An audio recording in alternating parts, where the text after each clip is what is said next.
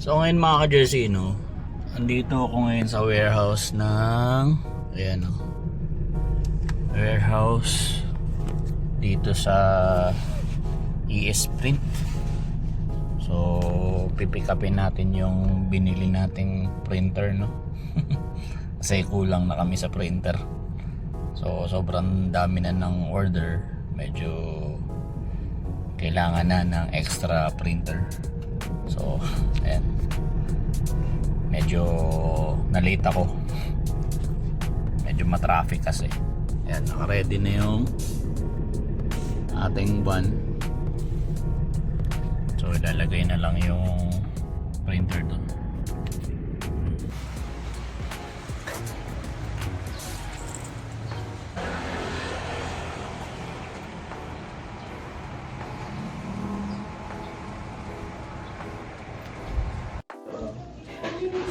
Medyo pirma-pirma muna tayo ng mga papeles at saka resibo.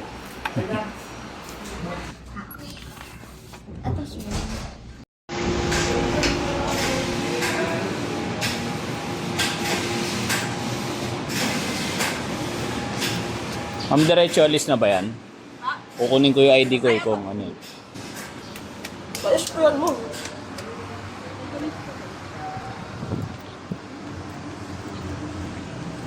Sir, siya po yung tech na sasakal. Ah, sir. Mando namin punta doon. Saan sakyan niyo, sir, ito? Pero lang, sir. Ay, sir pala to eh.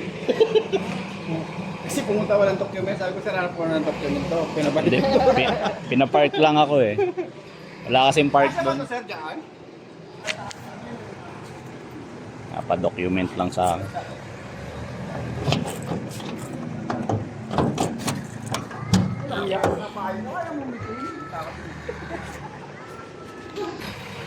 Yun.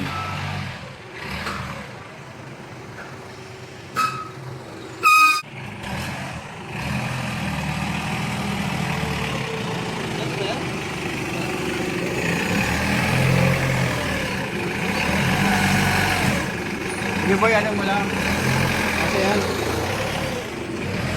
Kasi yan. Ito na ko lang, sir, yan. Asya.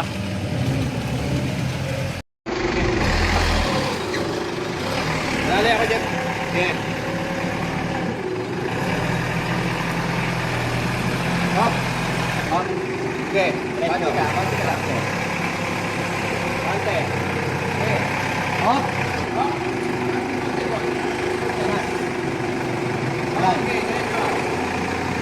Diretso ka mo, sir. Diretso ka. Hey.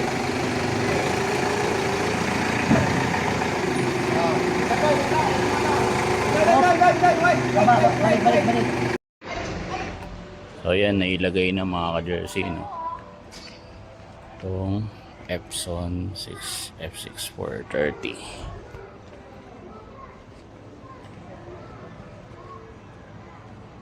Goods.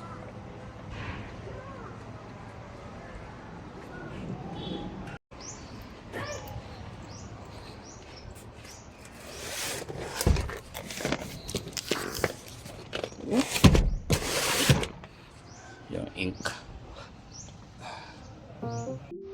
Ngayon, ito na yung bagong printer. Then ito yung isa na print din. Ito. Medyo nag-ano na yata. Yun. So sabay ko na silang ginagamit ngayon. Saka dito.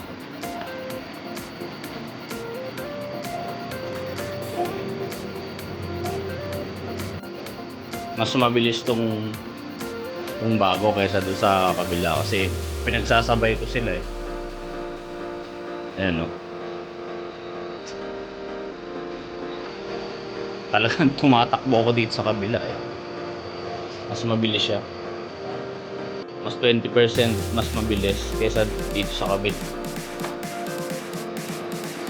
Kasi parang nakakailan na akong gupit dito parang medyo mabagal eh. So kaya lang ang problema ko pa dito is yung yung color niya, kasi yan, yung gamit niyang software is Epson Edge Print. So medyo nilalaro ko pa kulay niya. So yun kung meron kayong mga extra project, pwede nyo kontakin yung page namin. So pwede tayo mag-print and press additional kung hindi talaga kaya ng production. Hindi pa siya tapos, pero dito tapos na. Kasi puro white na print niya eh. Magsindami lang yan. Kasi yan black and white, 2 jersey. Pinagsabay ko lang. Tiningnan ko kung ano yung mas mabilis. Ayan, di pa siya tapos. Ito tapos na. So yun yung isa, Epson F6270. Actually, phase out na yan mga ka-jersey. So simula ng vlog ko, yan na yung kasama ko sa business, no. So parang 8 years na to. Ito namang isa is Epson 6430. Yan. So siya yung medyo bago ngayon na Epson na printer.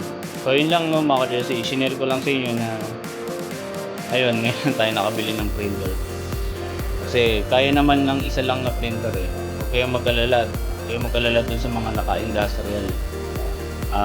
Ano lang kung hindi ko alam, pero hindi pa ako parang time para bumili ng industrial printer. So ngayon, marami tayong mga binili muna ng sasakyan, bahay. So yun muna inuna ko. So nakakaabol naman tayo. So yun lang mga ka-jersey. Para sa next video natin, hindi ko alam kung anong may vlog ko pa ulit. So paalam sa inyo, nag-share lang talaga.